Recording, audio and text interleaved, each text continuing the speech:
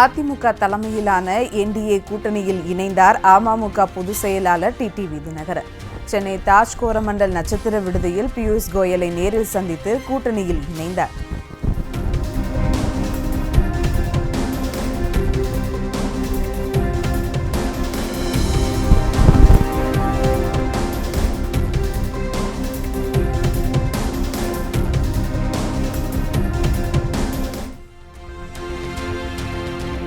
NDA கூட்டணியில் TTV Dinakaran இணைந்தது தனிப்பட்ட முறையில் தனக்கு மகிழ்ச்சி அளிப்பதாக பியூஷ் கோயல் பேட்டி.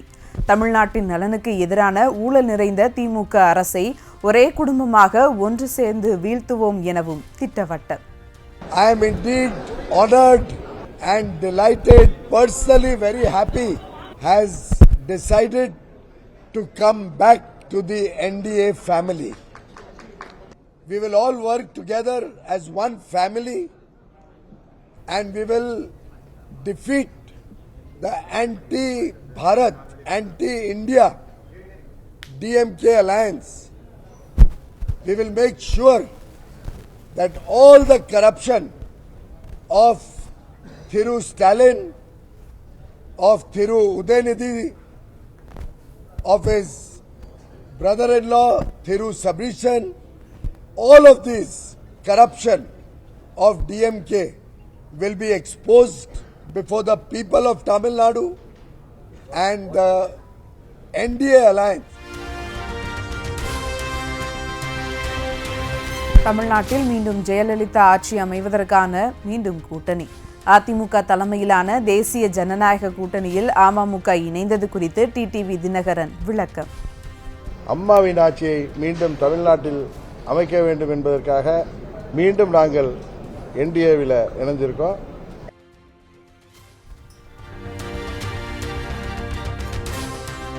அதிமுகவுடன் தனக்கு இருப்பது பங்காளி சண்டைதான் என கூறிய டிடிவி தினகரன், விட்டுக் கொடுப்பவர்கள் கெட்டு போவதில்லை என்பதற்கு ஏற்ப இன்னா செய்தாருக்கு நிர்ணயம் செய்யும் வகையில் ஓரணியில் இணைவதாக விளக்கம். பங்காளி சண்டையெல்லாம் தூக்கி ஓரமாக வைத்துவிட்டு விட்டுக் கொடுப்பவர்கள் என்றைக்கும் கெட்டுப்போவதில்லை என்கிற சான்றோர் மொழிக்கு ஏற்ப எல்லாவற்றையும் மறந்துவிட்டு நான் மீண்டும் முழு மனதோடு என்டிஏ கூட்டணிக்கு வந்திருக்கிறேன்.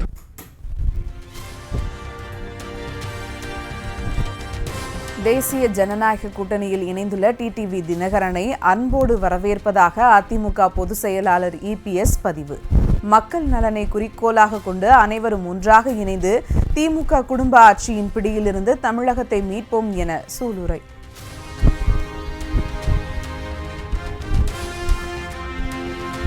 தீய சக்தி திமுகவின் கொடுங்கோல் ஆட்சியை வேரடி மண்ணோடு வீழ்த்துவதற்காக தினகரன் வந்திருப்பதாக இபிஎஸ் பெருமிதம். வாரிசு அரசியலுக்கு முற்றுப்புள்ளி வைத்து ஜெயலலிதாவின் பொற்கால ஆட்சியை தமிழகத்தில் மீண்டும் அமைத்திட சூளுரை.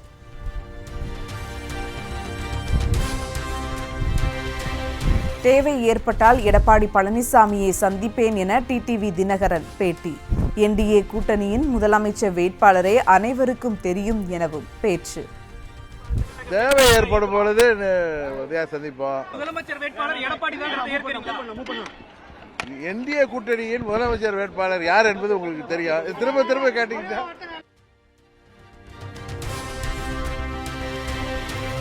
அதிமுக தலைமையிலான என்டிஏ கூட்டணியில் அமமுகவுக்கு 9 தொகுதிகள் ஒதுக்கீடு என தகவல்.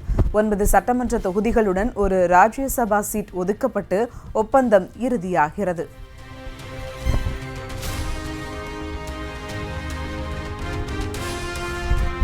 என்டிஏ கூட்டணி நாளுக்கு நாள் வலுவடைந்து வருவதால் 2026 சட்டமன்ற தேர்தலில் வெற்றி உறுதி என தமிழக பாஜக தலைவர் நயினார் நாகேந்திரன் நம்பிக்கை.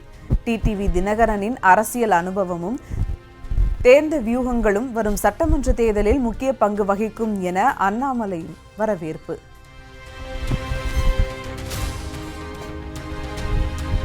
பனையூரில் உள்ள அலுவலகத்தில் பாமக தொகுதி பொறுப்பாளர்களுடன் அக்கட்சி தலைவர் அன்புமணி ஆலோசனை.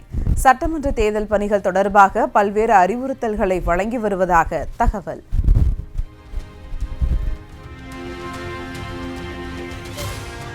கூட்டணி குறித்து விரைவில் அதிகாரப்பூர்வமாக அறிவிப்பதாக தேமுதிக பொதுச் செயலாளர் பிரேமலதா பேட்டி. என்டிஏ கூட்டணியில் இருந்து தங்களுக்கு தொலைபேசி வாயிலாக கூட அழைப்பு வரவில்லை எனவும் விளக்கம். அறிவிப்பேன். இந்த நிமிஷம் வரைக்கும் யாரும் எங்களை அணுகவும் இல்லை, எங்களுடன் தொலைபேசியிலும் தொடர்பு கொள்ளல. ஏன்னா அவர் எதற்கு இங்க வந்திருக்காரு என்பது கூட எங்களுக்கு தெரியாது. இதான் உண்மை.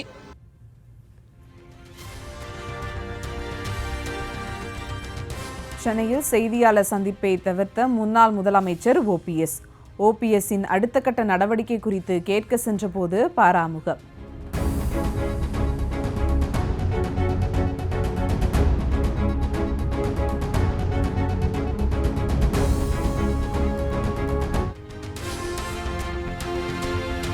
தேசிய ஜனநாயக கூட்டணி ஒரு மூழ்கும் கப்பல் என காங்கிரஸ் மாநில தலைவர் செல்வ பெருந்தகை விமர்சனம்.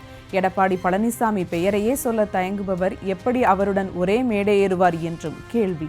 எத்தனை படையெடுப்பு நடத்தினாலும் எவ்வளவு பேரை சேர்த்தாலும் தமிழ்நாட்டு மக்கள் நிராகரிக்கப்பட்ட கூட்டணி பாஜக அதிமுக கூட்டணி. அது முழுகும் கப்பல். அந்த முழுகும் கப்பலில் யார் யாரெல்லாம் ஏறுகிறார்களோ அவரும் சேர்ந்து முழுகுவார்கள்.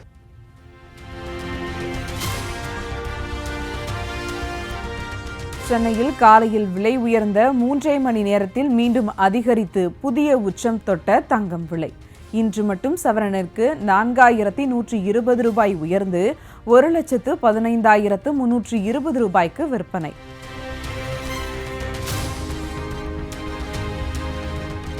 ஒரே நாளில் கிராமுக்கு 515 ரூபாய் அதிகரித்து விற்கப்படும் ஆபரண தங்கம் 1 கிராம் 14,415 ரூபாய்க்கு சென்றதால் நடுத்தர வர்க்க மக்கள் அதிர்ச்சி.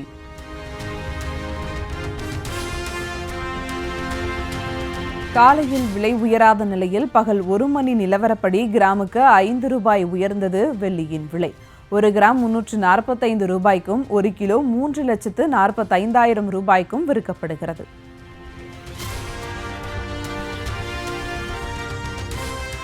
இலங்கை கடற்படையால் கைது செய்யப்பட்டுள்ள தமிழ்நாட்டு மீனவர்களை உடனடியாக மீட்க நடவடிக்கை எடுக்க வேண்டும்.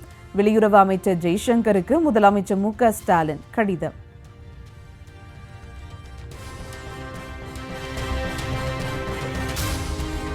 சென்னை 7 கிணறு பகுதியில் 147 கோடி ரூபாய் மதிப்பில் கட்டப்பட்டுள்ள 776 வீடுகள் கொண்ட அடுக்குமாடி குடியிருப்பை திறந்து வைத்தார் முதலமைச்சர் மு.க.ஸ்டாலின்.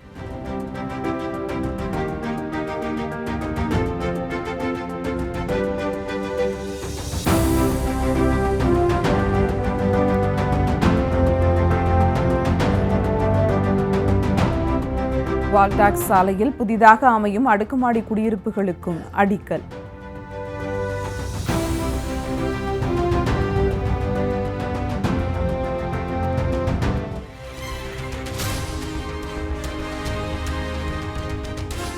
ஏலக்கிணறு பகுதியில் முதல்வரின் நகர்ப்புற குடியிருப்பில் அமைக்கப்பட்டுள்ள அங்கன்வாடி மையம் திறப்பு. குழந்தைகளுடன் கலந்துரையாடி முதலமைச்சர் மு.க.ஸ்டாலின் மகிழ்ச்சி.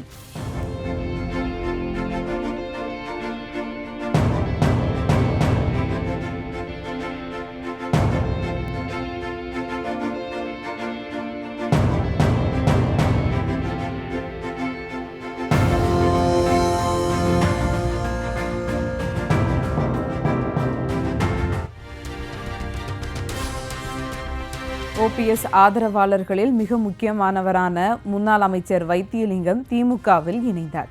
அண்ணா அறிவாலயத்தில் முதலமைச்சர் மு.க.ஸ்டாலினை சந்தித்து கட்சியில் ஐக்கியம்.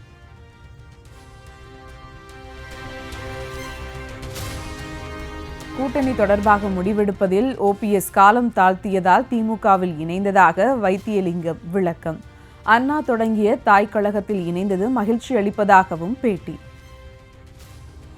அதாவது அவரை விட்டு விலகி வருவதற்கு தேர்தல் சீக்கிரமாக வர இருக்கிறது. முடிவு சீக்கிரமாக எடுக்க வேண்டும். அது காலதாமதமானது. அதனால் நான் அண்ணா திராவிட முன்னேற்ற கழகத்தில் இருந்து விலகினாலும் அண்ணா ஆரம்பித்த தாய் கழகமான திராவிட முன்னேற்ற கழகத்தில் என்னை இணைத்துக் கொண்டிருக்கின்றேன்.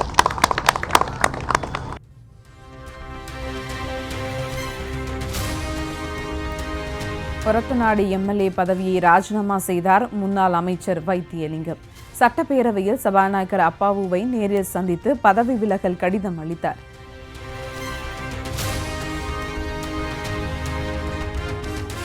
தாய் கழகம் என நினைத்துக்கொண்டு தீய கழகத்தில் சேர்ந்திருக்கிறார் வைத்தியலிங்கம். தனது இறுதி மூச்சு உள்ளவரை திமுகவை எதிர்க்கப் போவதாகவும் சசிகலா சூளுரை.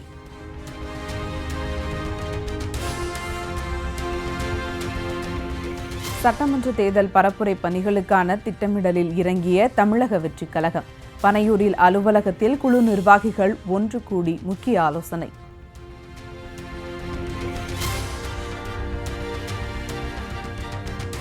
மறைந்த தலைவர்களுக்கு சட்டப்பேரவை கூட்டத்தொடரின் 2வது நாளில் இரங்கல் தீர்மானம்.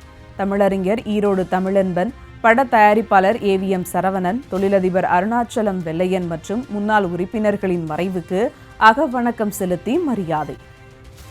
முருகப்பா குழுமத்தின் முன்னாள் தலைவர் அவர்கள் மறைவு குறித்து திரு ஈரோடு தமிழன்பன் என்கிற திரு ந. ஜெகதீசன் பிரபல கவிஞர் அவர்கள் மறைவு குறித்து, திரு AVM சரவணன் பிரபல திரைப்பட தயாரிப்பாளர் அவர்கள் மறைவு குறித்து தமிழ் திரையுலகத்தினர் உள்ளிட்ட அனைவருக்கும் இப்பேரவை தனது ஆழ்ந்த இரங்கலையும் அனுதாபத்தையும் தெரிவித்துக் கொள்கிறது. தமிழ்நாடு முழுவதும் நடைபெற்ற சத்துணவு பணியாளர்களின் காலவரையற்ற வேலைநிறுத்த போராட்டம் தற்காலிகமாக ஒத்திவைப்பு. ஓய்வூதியம் தொடர்பாக விரைவில் முதலமைச்சர் நல்ல அறிவிப்பை வெளியிட இருப்பதாலும் மாணவர்கள் நலன் கருதியும் ஒத்திவைப்பதாக அறிவிப்பு.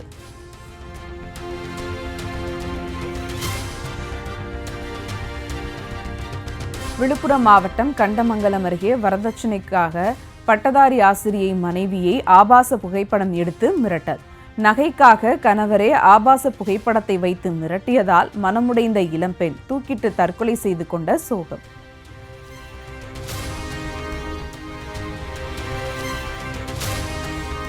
நெல்லை மேலப்பாளையத்தில் பிறந்த 2 மணி நேரத்தில் தொப்புள் கொடியுடன் ஆண் குழந்தையை கவ்வியபடி உலாவிய நாய். பொதுமக்கள் பார்த்து விரட்டிவிட்டு சிசுவின் உயிரற்ற உடலை மீட்டனர்.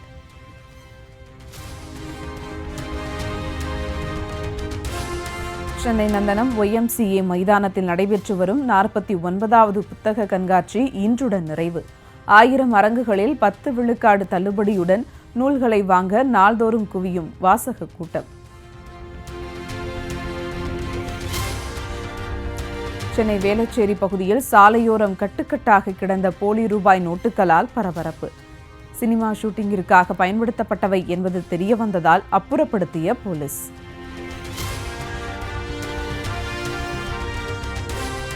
நாகர்கோவில் ஆசாரிப்பள்ளம் அரசு மருத்துவமனையில் செயின் பறிப்பில் ஈடுபட்ட நபர் தப்பி ஓடும் CCTV காட்சிகள்.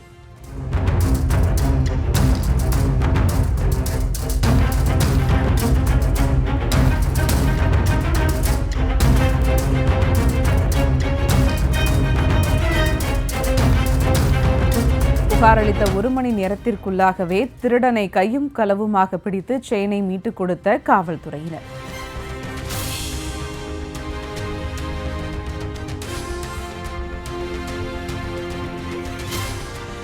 உத்தரப்பிரதேசத்தின் பிரயாக்ராஜில் குளத்தில் விழுந்த இந்திய வான்படை விமானம். வழக்கமான பயிற்சியின் போது கட்டுப்பாட்டை இழந்து விழுந்த நிலையில் நல்வாய்ப்பாக உயிர் தப்பினர் விமானிகள்.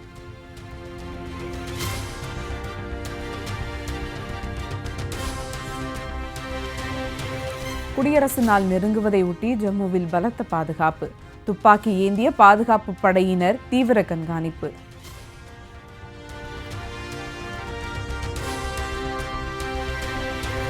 குடியரசு நாளன்று குண்டுகளை முழங்கும் பீரங்கிகளுக்கு சாஸ்திர பூஜை. தீபாராதனை காட்டி மணி அடித்து வழிபட்ட ராணுவ வீரர்கள்.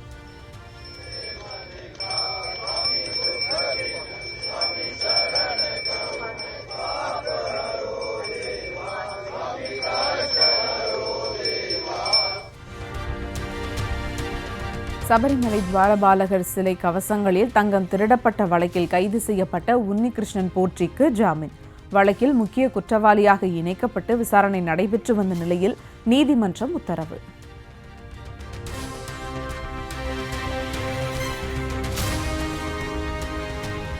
கர்நாடகாவில் கோவில் திருவிழாவை காவி கொடியசைத்து தொடங்கி வைத்த உடுப்பி காவல் துணை ஆணையரால் சர்ச்சை.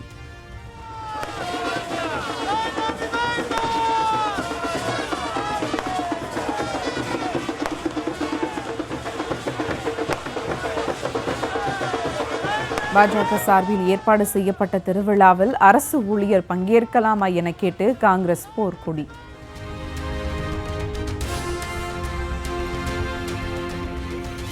கர்நாடக மாநிலம் பெலகாவி அருகே இந்துத்துவ அமைப்பினரின் ஊர்வலத்தில் அத்துமீறல். மசூதி மீது அம்பு எய்வது போல் சைகை காட்டி மத நல்லிணக்கத்தை சீர்குலைக்கும் வகையில் நடந்து கொண்ட பெண் மீது போலீசார் வழக்கு பதிவு.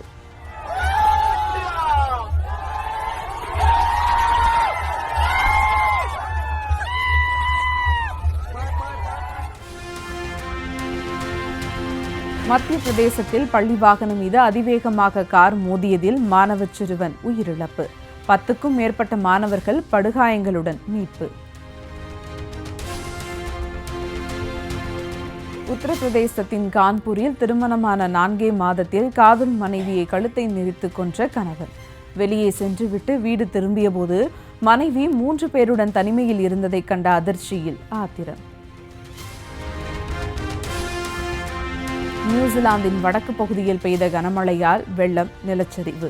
தாழ்வான பகுதிகளில் வசிப்போரை வெளியேற்றும் பணிகள் தீவிரம்.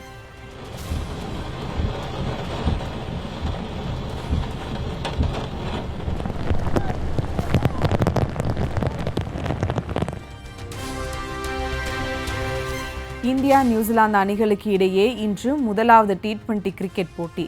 5 போட்டிகள் கொண்ட தொடரை இந்திய அணி வெற்றியுடன் தொடங்குமா என எதிர்பார்ப்பு. திருவள்ளூர் வீரராகவ பெருமாள் கோவிலில் தை பிரமோற்சவத்தில் 7வது நாளை முன்னிட்டு தேர் திருவிழா.